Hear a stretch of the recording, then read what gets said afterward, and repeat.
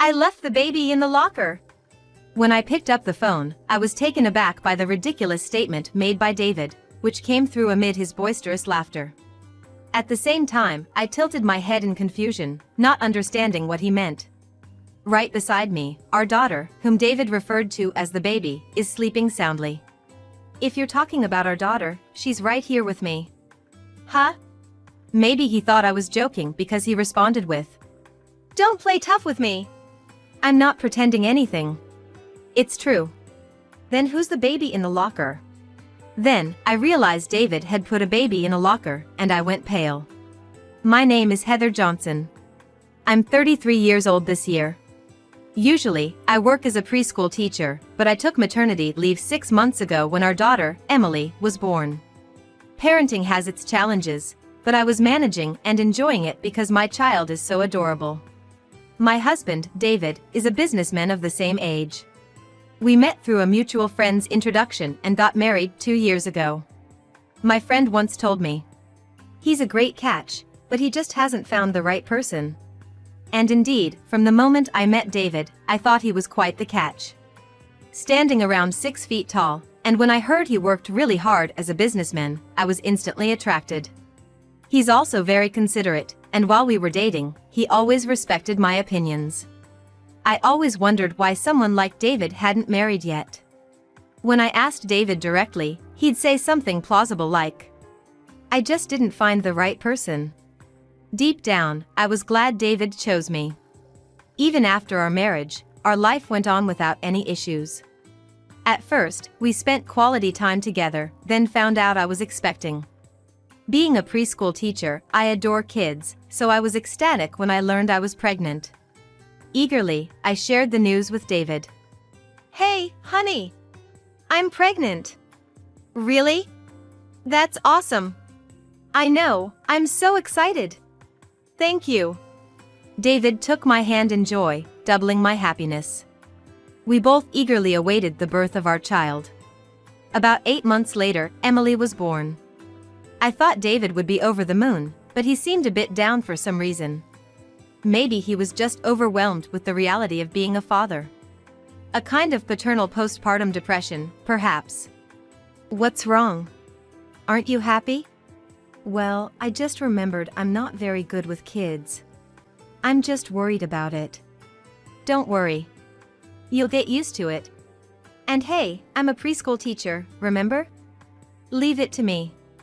"Well, if you say so." It seemed David was suddenly apprehensive about interacting with a child now that one was right in front of him. It's natural for anyone to feel uneasy about new experiences, so I wasn't too concerned at that moment. I didn't take David's words too seriously then. I had no clue that David would soon start exhibiting unpredictable behaviors. After the hospital stay, I returned home with Emily.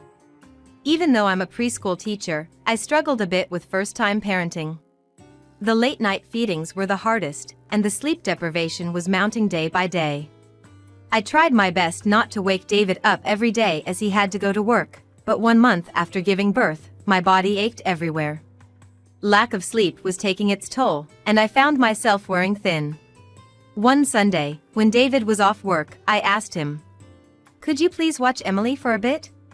I just hoped to get a little break." I didn't mean for him to watch her all day. Just for an hour or 2 at most. But David frowned at my request, a look of disbelief on his face. "Why can't you handle that on your own? I told you I'm not good with childcare. But all you have to do is watch her for a bit. She mostly sleeps. When it's time, just give her the bottle." "You've got to be kidding. Think I can handle feeding her?" I was genuinely shocked at David's sudden change of attitude. Before Emily was born, he would have surely granted such a small request. In fact, I always thought he would say things like, "You okay? Why don't you take a break?" But in reality, it was the complete opposite. David didn't want to help with childcare at all. It felt to me like he was resenting Emily's presence. He would even make insensitive comments like, "Oh, if she wasn't here, we could have a free day just the 2 of us. Childcare is such a hassle." Sure, I understood that after having a child, We couldn't go out as often and couldn't have much alone time, leading to stress. But when I was pregnant with Emily, David seemed genuinely happy. That's why I felt at ease. I assumed he would be a great dad, willing to help out. But the reality was far from it. David showed no interest in childcare. In fact, from that day, he would often mutter, "If only she wasn't here." Every time I heard that, I felt sad and would respond, "Don't say such things." But David was not the kind man he once was. He would just scoff at my replies and stomp off to his room. I sighed and ended up handling childcare on my own, even during weekends. Half a year passed since David's unexpected refusal to help with childcare. I continued to raise Emily on my own. I'm a daycare worker, so I thought I'd be okay, but raising my own child was mentally taxing. It's not like it's easier with other people's kids, but with my own, I found myself worrying excessively. Lately, besides neglecting childcare, David started staying out often. I wondered if he disliked seeing Emily's face so much. Compared to when she was born, Emily had grown a lot and often babbled, sometimes even shouting out loud. Each time, David would seem irritated, saying, "She's so noisy." I was happy seeing Emily's growth, but to David everything seemed to bother him. When Emily first rolled over, he just remarked, "It's gonna be a hassle from now on, huh?" When it came to preparing baby food, I did it all, and the days felt longer than before. David just watched me struggle with a distant look. "I'm gonna be out overnight this weekend," he mentioned one day. "Oh, really? Maybe I'll visit your mom's place then. Do whatever you want."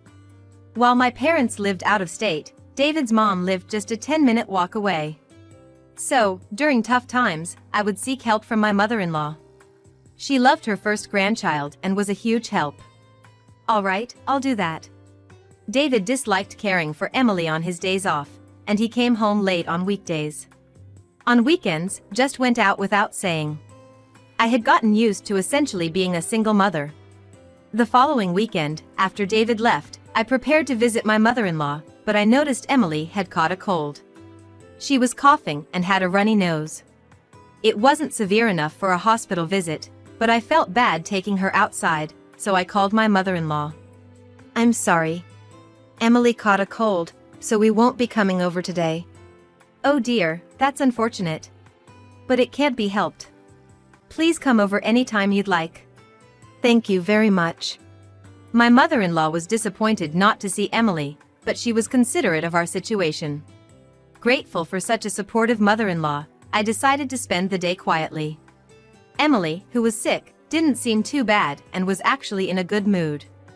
I felt relieved as I watched Emily sleeping peacefully. Since Emily's birth, there have been frequent misunderstandings with David, making it feel as if they were back in their single days. Lately, I have been staying home more, without even putting on makeup or doing my nails. Even though it's for Emily, I sometimes feel a bit lonely. Before I knew it, I had dozed off on the sofa and woke up 2 hours later. I noticed my phone on the coffee table vibrating. It was a call. Checking the caller ID, I saw it was from David. Wondering when was the last time David called me, I answered. Still feeling groggy. "Hey, is this Heather?" "Yeah. What's up all of a sudden?" David sounded oddly cheerful. I waited for him to explain. "Hey, you're gonna be shocked when you hear this. Just spit it out already."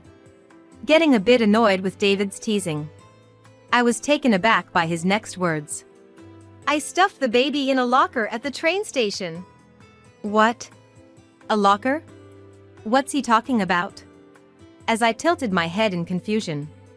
Right next to me, the baby David referred to, our daughter, was soundly sleeping. If David was making a joke, it was in very poor taste. Couldn't he come up with a better lie? "If you're talking about our daughter, she's right here with me." Huh? Either David thought I was joking or he said, "Don't play tough with me." I'm not joking. She's really here with me. Then, who's in the locker? Only then did I realize that David had actually placed a baby in a locker. My face turned pale. Hold on. You really put a baby in a locker? I told ya. I had some free time, so I went back to my parents' house. But you weren't there and there was a baby on the bed. It's hot out today, so I wonder how the baby's doing in the locker. David, still not believing that I was with Emily, had just said something unthinkable. I can't believe you. I've been home all day because Emily is sick. She's right here next to me. Do you want me to show you through a video call? It was only then that David seemed to realize that I was telling the truth. His laughter from earlier started to fade, indicating that he grasped the gravity of the situation.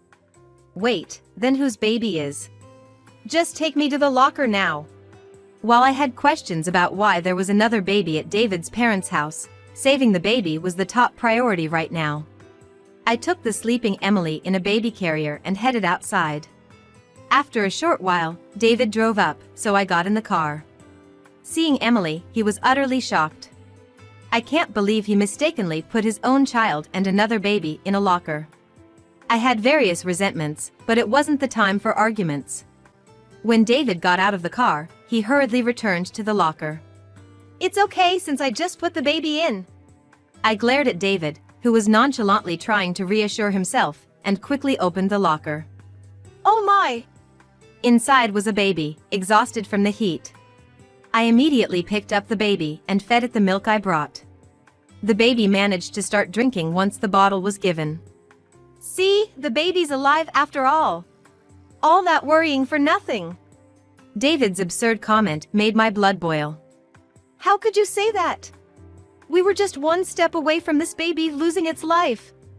But hey, everything turned out okay, didn't it? No use, David just wouldn't take things seriously. Realizing this, I immediately called an ambulance. At the hospital, the baby was examined and, though slightly dehydrated, was said to be in no critical condition. I was so relieved I felt my knees give out. When I contacted my mother-in-law, she was nearly in tears, relieved, saying, "Thank goodness."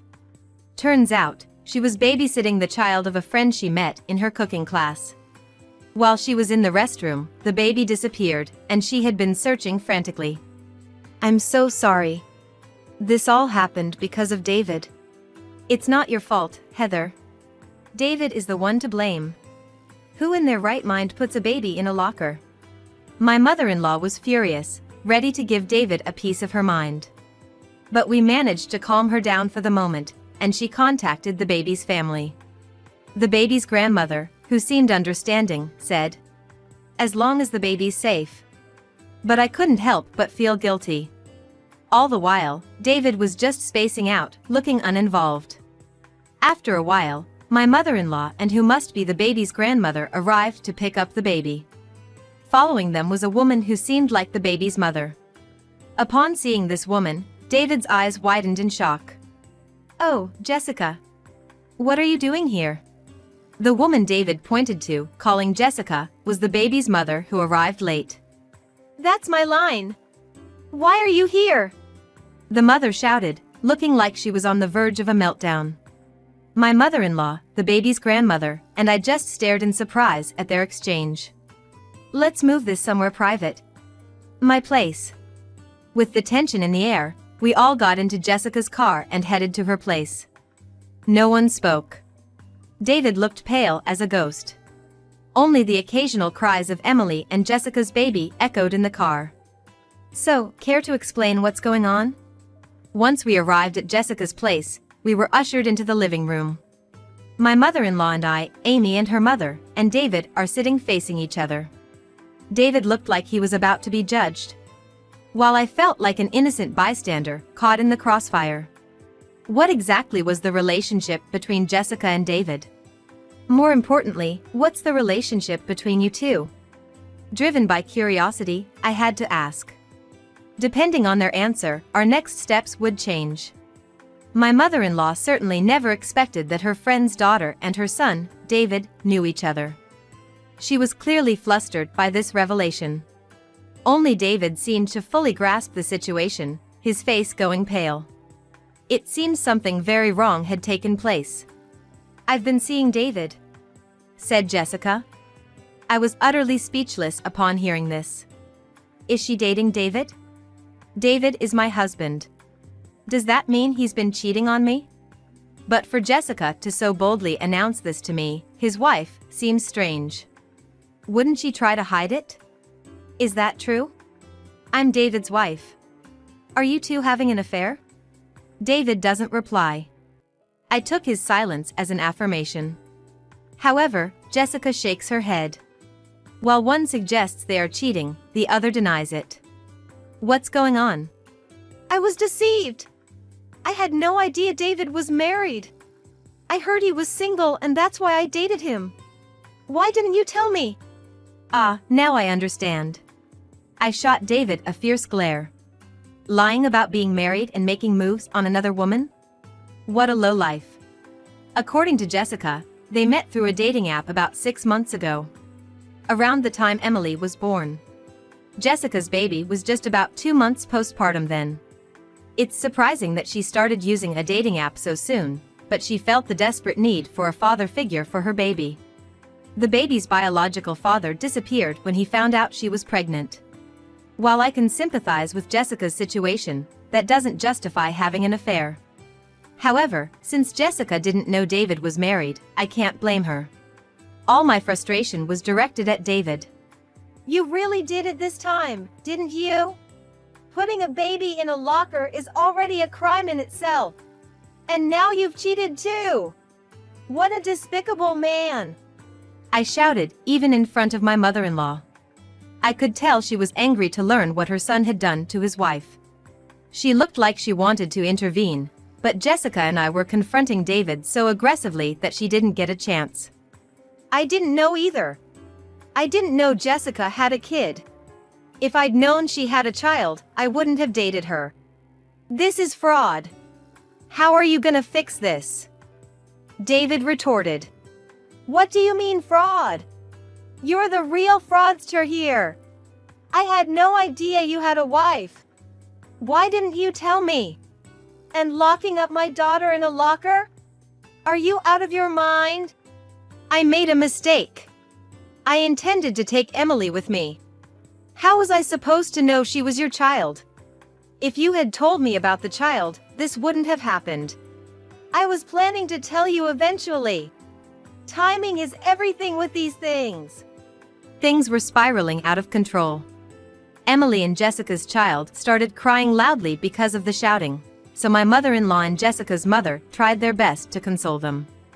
No matter whose baby it is, putting them in a locker is unacceptable. What you did is unforgivable. You do realize that it could have been life-threatening, right? It was just a harmless prank. I told you, I was just trying to give you a little scare. Finally losing my patience with David's excuses, I pulled out a lawyer's business card from my bag. I'm sorry. I can't do this anymore. Let's get a divorce. What? I had been considering the idea for a while now. David never really cared for Emily, and it even seemed like he resented her. I had grown tired of his attitude. So, I had already met a lawyer. With everything that had happened now, I had more than enough reason to leave him. David was left speechless. Well, figures. David never expected us to get a divorce. I bet his fling with Jessica was just for fun. Poor guy, this must have been a momentary lapse in judgment. But I can't deal with David anymore. I can't be with someone who tried to harm Emily. Wait a minute. Divorce? Why all of a sudden? I'm not getting divorced. Listen, it's not sudden. Ever since Emily was born, you've been awful to her and me. And now this. You think you can get away with it? You're gonna pay child support and divide the property, of course. Seeing the determined look on my face, David finally seemed to realize that the divorce was becoming a reality. Suddenly, he got up from his chair. With a pleading look, he glanced back and forth between Jessica and me. Come on, just give me a minute. I can't afford it. Jessica, help me out. If I divorce Heather, you'll marry me, right? Didn't you say you wanted to be with me? I said I'd consider marrying you if you were single. And I can't trust a man who'd put a baby in a locker. I'll never marry you." When Jessica firmly refused to marry him, David seemed to be deeply shocked and slumped down, muttering, "Oh, too bad for you. This is what you get for neglecting your wife and child all these days. Do me a favor and get out. Emily doesn't need a father anymore." Brushing him off like an annoying bug with a shooing gesture, David reluctantly left Jessica's house.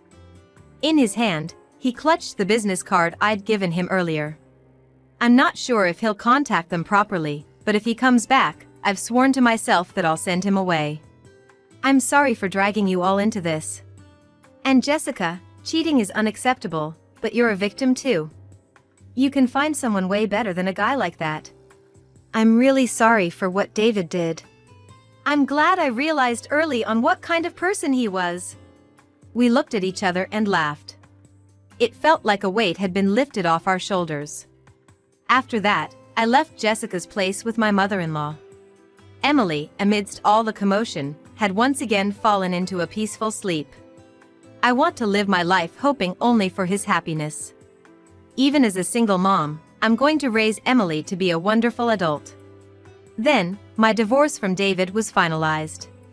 At first, David didn't want to see the lawyer, but after several confrontations and sending him away from our home multiple times, he must have finally given in. It seemed like my mother-in-law was strongly supportive. Through a lawyer, I successfully received the property. And child support, of course. I expect to be busy from now on, but I'm thinking of returning to my job as a daycare teacher. Somehow, Jessica and I became friends. It might sound weird to get along with my ex-husband's affair partner, but Jessica's child, Lily and Emily, were born around the same time, so they play well together. Also, Jessica and I just clicked, so now we visit each other's houses 2 or 3 times a month. Both of us were lonely raising our kids, so it feels good to have a friend who understands. We often give each other advice about daycare and baby food. I'm so over men for a while. Just Lily and me is plenty. Me too. And I've got a new friend in you. Exactly. Heather, let's keep this up. You bet. Things might get tough, but I'll take things at my own pace.